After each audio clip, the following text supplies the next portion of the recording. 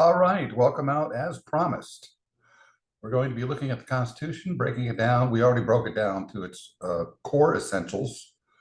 We took a look at an overview of the basic 6 principles of the Constitution. All right. Remember, when we're learning something, especially something complex, we want to step back. If we can't see the forest for the trees, then we want to step back and get more of a general overview. Once you have a general overview, it's much easier, I should say, to learn something, because now you know from which that thing that you're studying has been approached. What are its basic reasons for existence? And as we found out, the Constitution, number one, the people are sovereign. The people are large and in charge, for the people, of the people, by the people, right? That type of thing, right? The next 3 of the 6 basic principles, overarching principles, is the watering down, not so much of power, but influence, right? So that the three branches share, maybe not equal, but at least they share power, right? And then there's the states, and then there's the ratification, okay? Now we're taking a look at the Constitution, the 7 articles. You've got the 7 articles, you've got the 27 amendments, and then you've got the 10 amendments, the first 10 amendments, which are the Bill of Rights. And we'll talk about all of that stuff as we move forward. So what is the structure? There it is, the 3 main parts, preamble, and then you've got the articles 7 through 23, and then the amendments, all right? Again, this is good. I just happen to find this PowerPoint online, and this is one of the reasons why I chose it, because it's doing what you're supposed to be doing if you're going to learn something that is relatively complex. Whether you're learning how to write an essay, write a program, learn the Constitution, learn basic mathematics, you always start with the bigger picture, the overarching view, right? So the preamble, basically the introduction, right? Then you have the articles, which is basically the 3 branches, and then the states interaction, the state interactions, and then pretty much ratification, right? Then you've got the 27 amendments, and we'll take a look at those probably at some other time. So there it is. You start with the legislative branch, and then you've got the executive, judicial, the directions for states, amending, how do we amend the Constitution? Because the Founding Brothers, there's a book out there called The Founding Brothers that I've had my students read. The Founding Brothers knew that this was, hopefully, nobody knew. I mean, it's assumed now, or people assume, I should say, that many felt that at the time the country was created, that we're just going to continue on and on, year after year, decade after decade. But many were not sure how long the country was going to last. It was the great experiment. It was the first time that democracy, or a constitutional republic, really, democracy is a political body that is ruled by the mob or by the majority, right? We don't do that. That's too complicated. It's complicated enough as it is with representatives, but the majority, 333 million, cannot make decisions every time there's a decision to be made. They've got jobs, and people are busy earning their own way, right? So we hire people, we elect people at the community, state, and federal levels to do our bidding. Hopefully, does it always work out that way? No. But one of the reasons why it doesn't is because people are not aware enough of what's going on. Therefore, thus, this is one of the major reasons why I'm teaching this, why I wrote a book on it, Again, I'm not an expert. I am not a constitutional expert. I am just some schlub who knows a little bit. And as we know, knowing a little bit can be dangerous. Because if you remain in great ignorance, oftentimes you'll overlook things, right? So anyways, you've got the legislative, executive, and judicial branch. Before this, you had the Articles of Confederation. You know what a confederation is? It's a group of entities like the USS Enterprise, the Confederation, right? Confederation of Planets.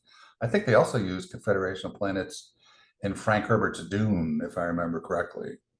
So it's a collection of whatever. You know, in this case, our case, it's a collection of territories, states, depending on what condition they were in at various times. So the Articles of Confederation were not very well done. They were very weak. Money during war times, for instance, during the American Revolution, couldn't be collected. It was difficult to feed the soldiers, to house the soldiers, to supply the soldiers with arms, and to basically give them supplies. Because the money was not always there. The government did not have a central, an executive branch or overarching executive branch or an executive who could really, make things happen, I guess we could say, right? So that was one of the needs of the founding brothers, Hamilton, John Jay, and all the other founding brothers up and through, the first, I don't know when exactly how many years it would go, but I think from 5 to 10 years after the American Revolution, that group is considered, maybe even up until Lincoln. It's kind of a founding father, I guess, founding brother, founding representative, founding American citizen individual, however you want to label him, but don't label him king. Oh, that was George Washington. George Washington didn't want to be president because he didn't want to be king or labeled king. I think that was one of the initial names for the presidency or for the president, king.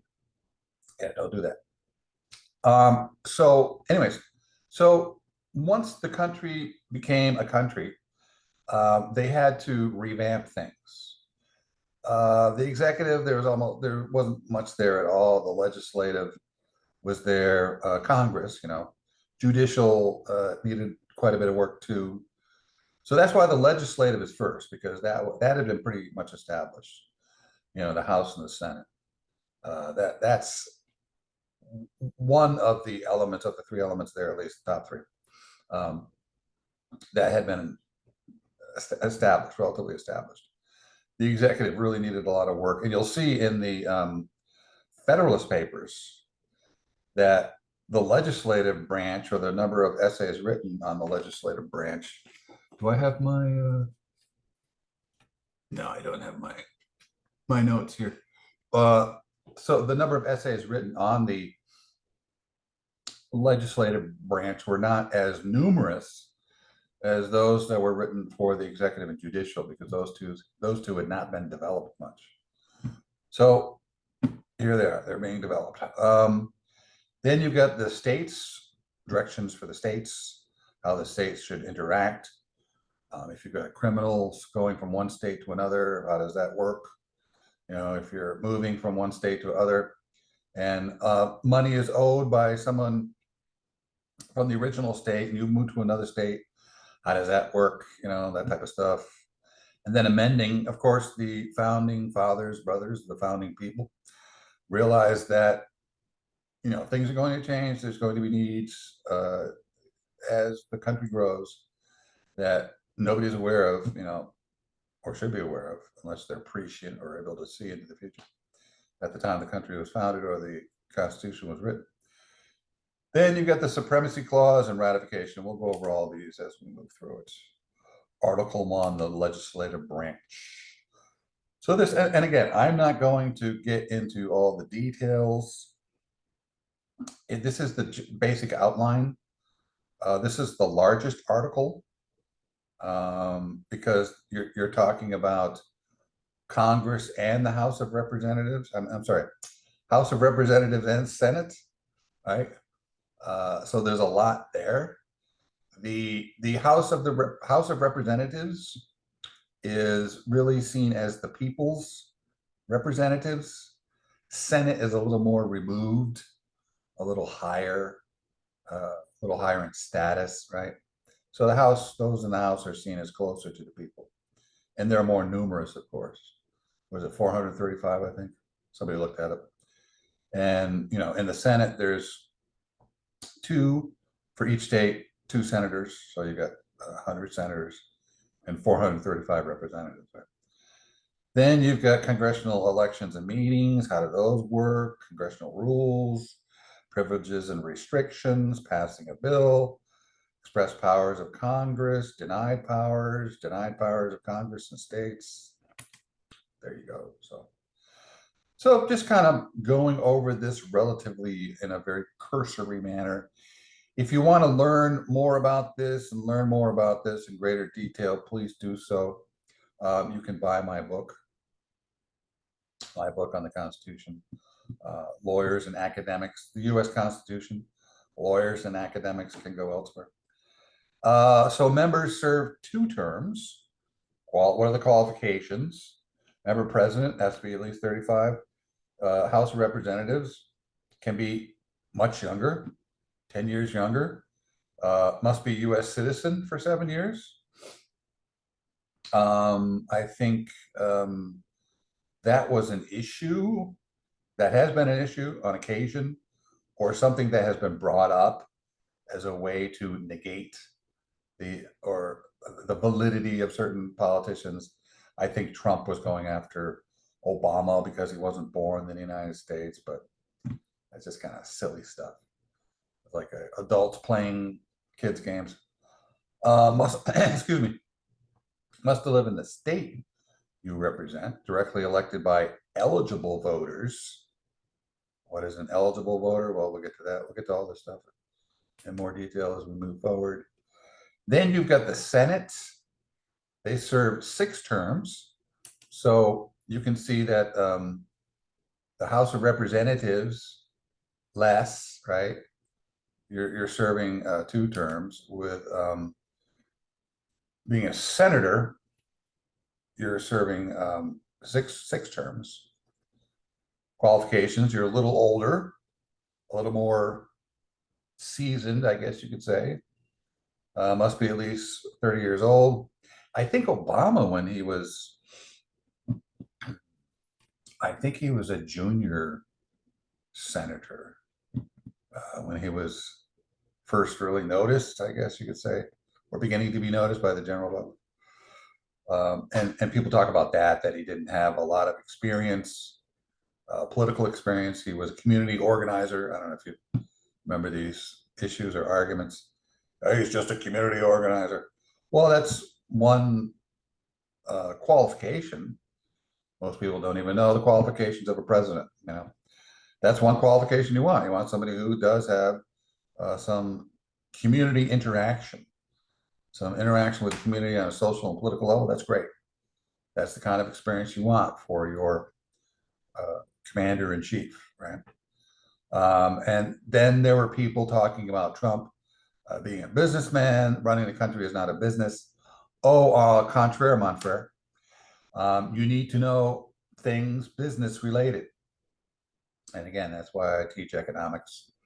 You have to know probably tax laws. You have to know taxation, banking, trade, just to begin, right? That's all business oriented. And Trump had a lot of experience, or has had a lot of experience in those 3 areas.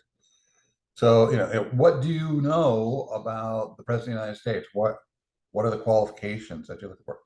Also, international exposure, or being able to deal with international dignitaries and elite representatives on an international level. Trump, again, had experience there. So, like him or love him, hate him or leave him, truth is the truth. Facts are the facts. So, and Obama didn't have those things, but not, when people are running for president or running for office, the presidential office, no one has all of the requirements, right? Some have, they're strong here and a few here and weak and a few there. And then the next one, there's maybe a little bit of an overlap, but difference at the same time.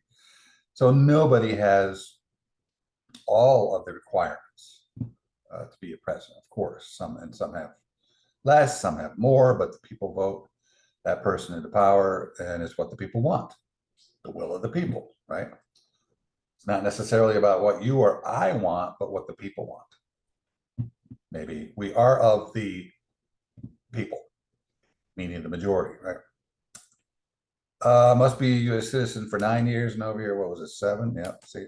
So it's a little more is required of you. This is kind of like, being a representative is kind of like lower mid-management. I would say lower management, and then Senate is kind of mid-management, and then probably executive. The president is upper management, right?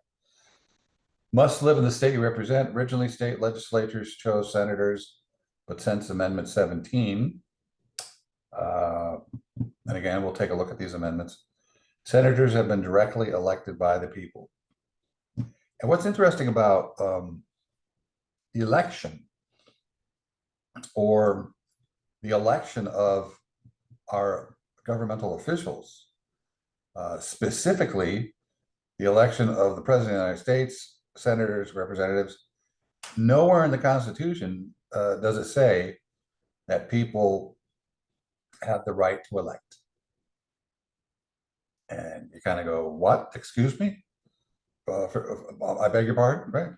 They don't, but of course, if the people are not allowed to elect by each state, and all the state representatives or those in the positions of power don't allow their citizenry in the state to elect at all levels, local, state, federal, then there's going to be some hell to pay. So by default, I would guess you could almost say we are allowed to vote, right? And do we really vote? I guess we do vote, but ultimately it comes down to the electors, the electoral college. It really comes down to the electors, or the electors who are given those positions in each state to vote. Once the elections by the people are over, then it's up to the electors. And they basically just pass on what the people have deemed fit for our country, right? So it's really, there's a lot going on that most people don't know, don't understand, get confused by, or whatever, right? There was also an issue, I think, where people felt that Trump wasn't going to allow Biden to be president because he wasn't going to allow the vice president to register the votes state by state that the electors were making. And you can't do that. That's silly. Just like some were worried about certain things that Trump was going to do when he got into office, and the president only has so much power. If you knew the Constitution, you wouldn't be freaking out about somebody coming into office, right? You have to go, everything goes through the Senate, right? Congress. There's the senators, the representatives, and the senators are the ones that guard the doors, really, as to what the president can or cannot do. Laws passed, things done, basically.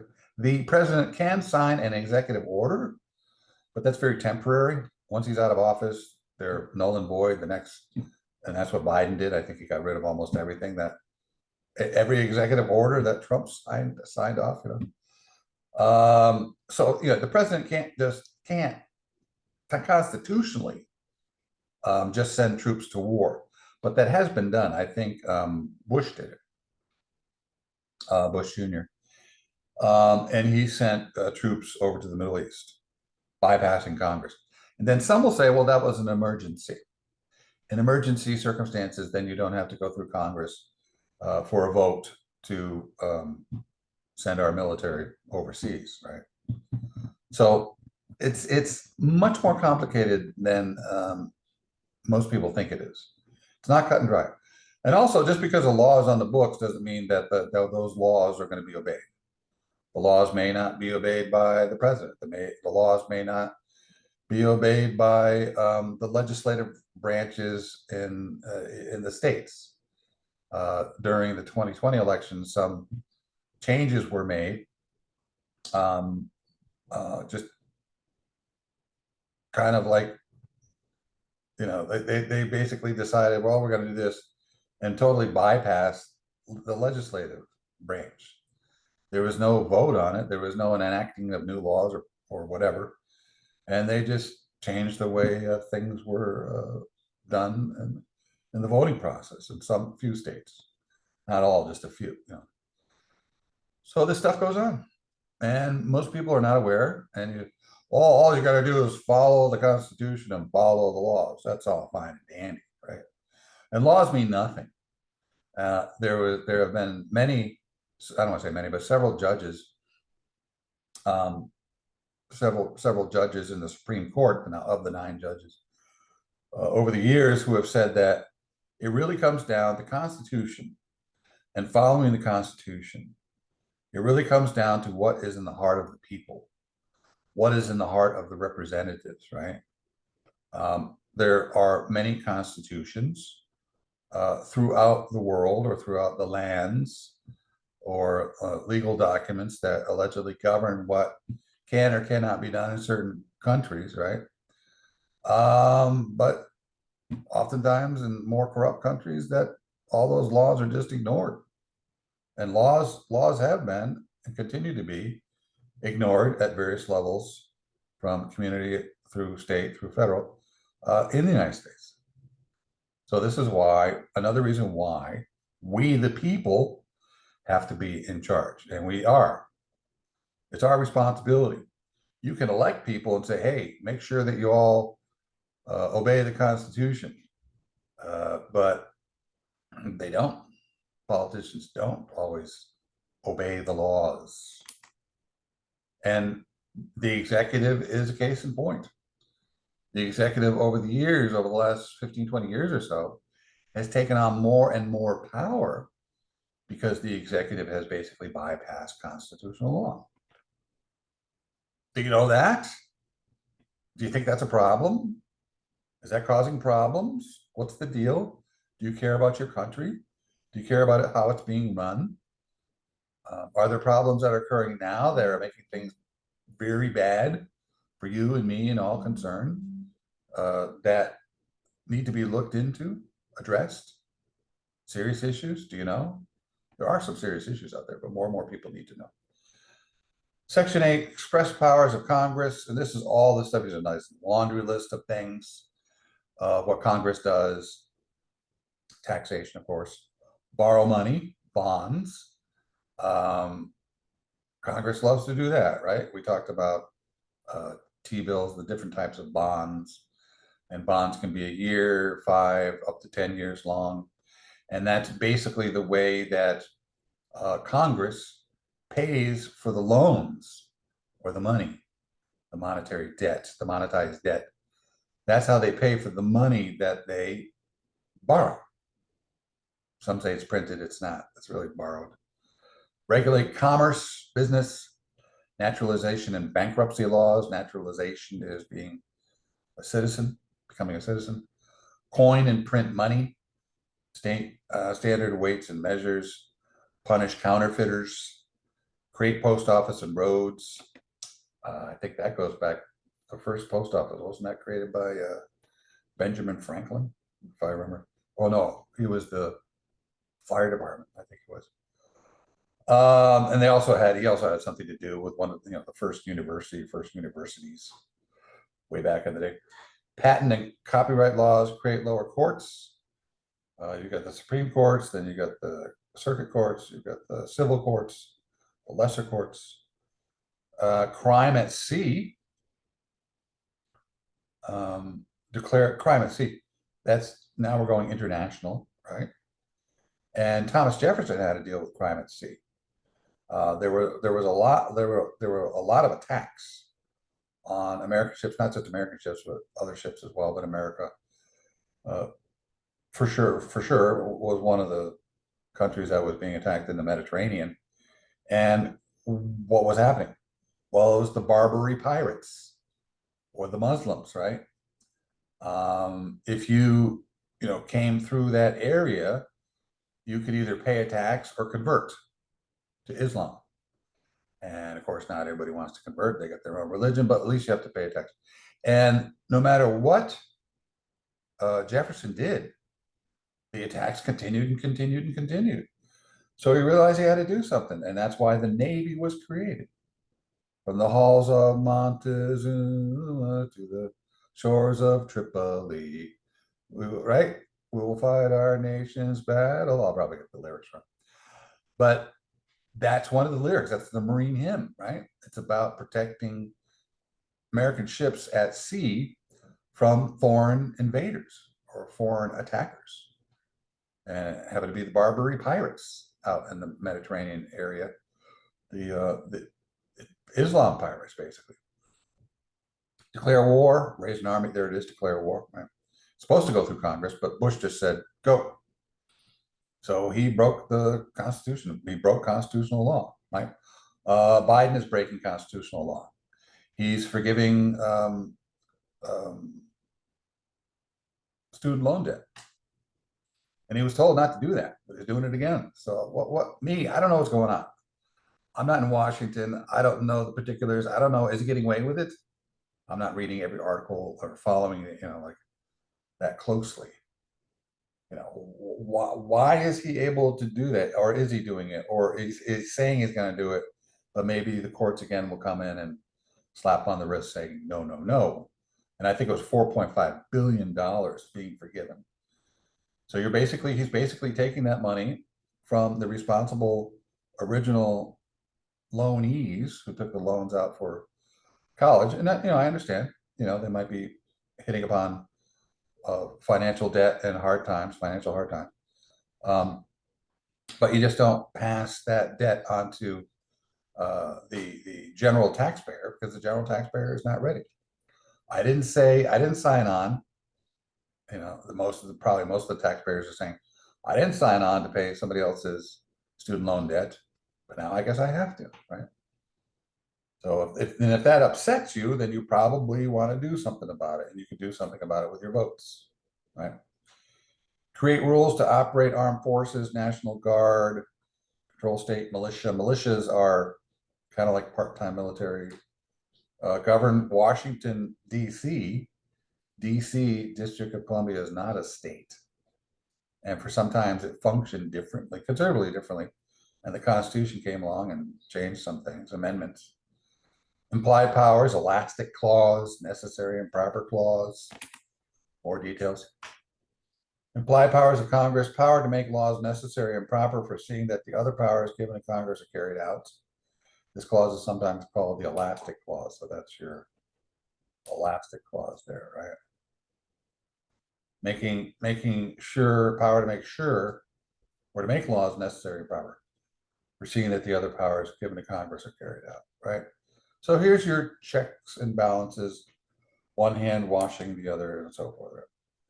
Congress cannot suspend the writ of habeas corpus. Suspend the writ of habeas corpus. Legal paper stating the right of a jail person to be released if proper charges cannot be brought against him. I think habeas corpus is bring the body here. That's Latin, habeas corpus. Corporal punishment, the body. Bring the body here, right? So legal paper stating the right of a jail person to be released if the proper charges cannot be brought against him, right? Except in times of rebellion and invasion. So you probably heard of that happening on occasion, where people have been arrested and years or a decade or decades later are released because they finally found out, false charges, right? Or charges that were found eventually many years or decades later to be falsely applied. That's really crazy stuff. This keeps an arrested person from being thrown in jail and left there without a trial or hearing of any kind, right? So again, the Constitution is about the people, protecting the people. The people are sovereign, the people are in charge, right? So it's about protecting the people, protecting all people, but also, I don't want to say more importantly, but equally importantly, somewhat more so important, is the protection of the individual or those in the minority, right? According to the Constitution, all human beings, regardless of race, color, creed, class, socioeconomic status, blah, blah, blah, have rights. That sounds pretty fair. That sounds pretty just. And that's basically what the Constitution is doing, just stuff. Article 2, executive branch, president, vice president, power of president, duties, impeachment. 1, president, vice president. Candidates must be at least 35 years old. Natural born citizens. So with representatives and senators, you can be born somewhere else, right? And then become a citizen. Here, natural born US citizen. Lived in the US for 14 years. So to be the head of the Congress, the requirements are a little more stringent, right?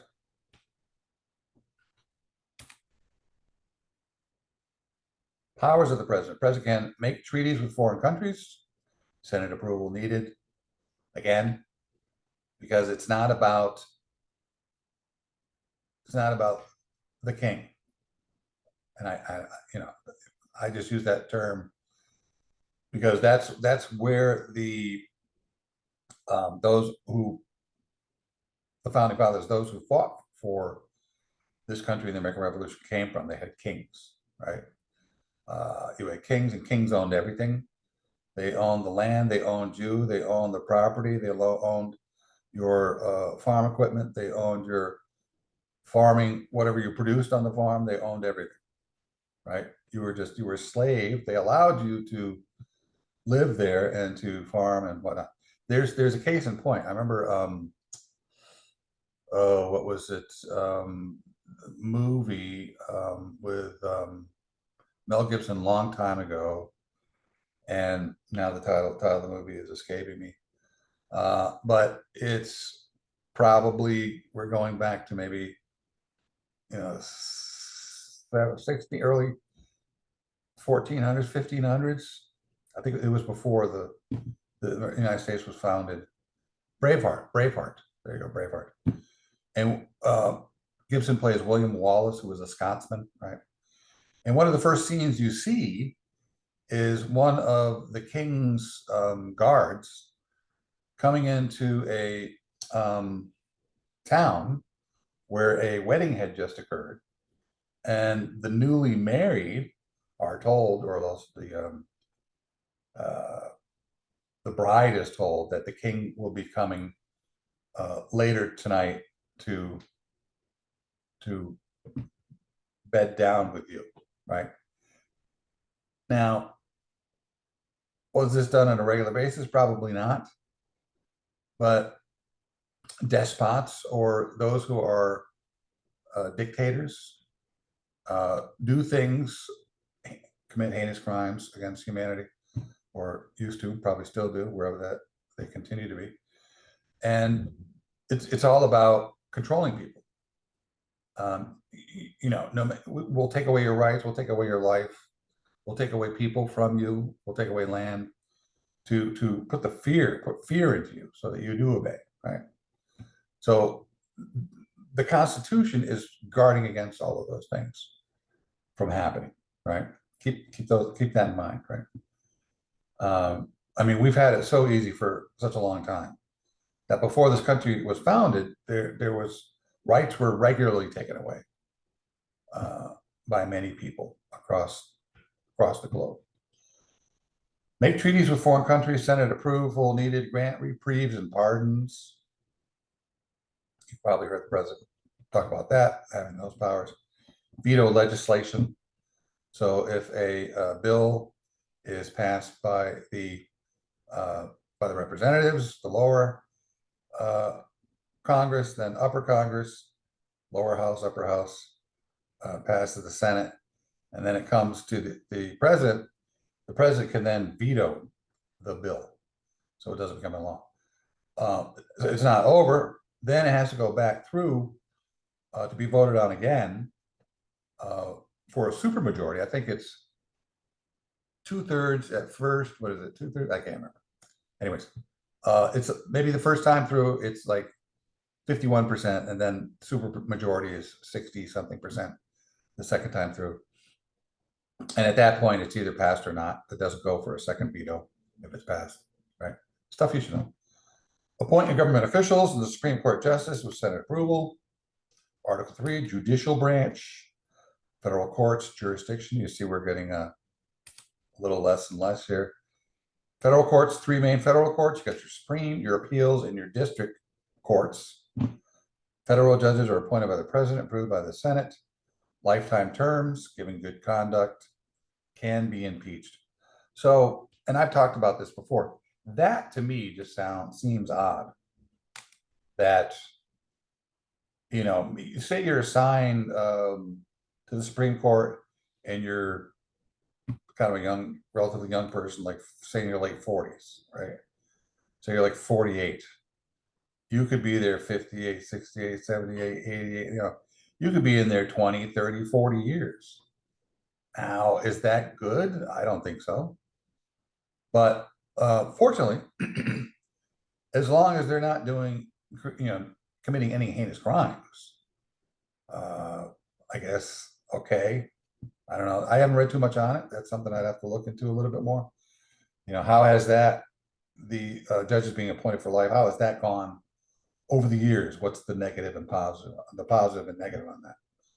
Maybe there's a video coming. We'll see. That would be interesting. But fortunately, they can be impeached.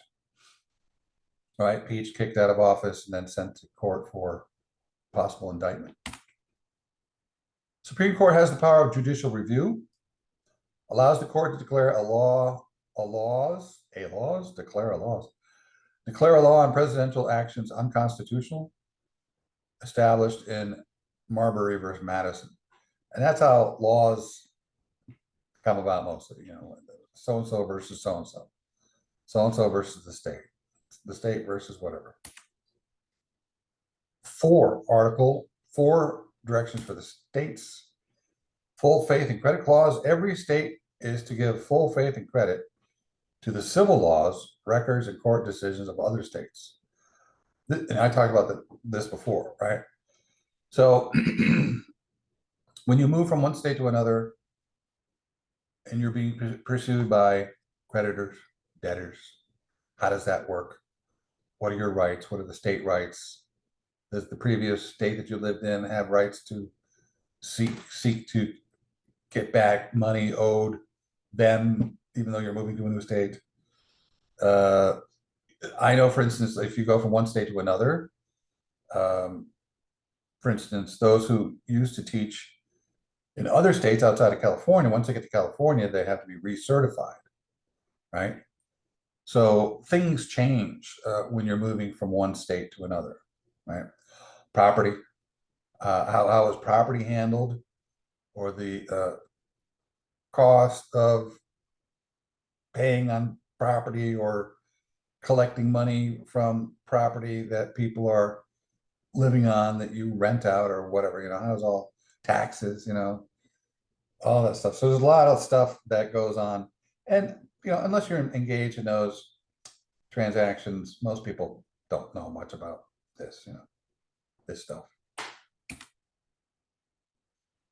Article 5, amending. Here's your amendments. 2 steps. Propose, ratify, right? Ratification, there it is. The amendment proposal must be approved by 3/4 of the state legislature, right? Legislatures.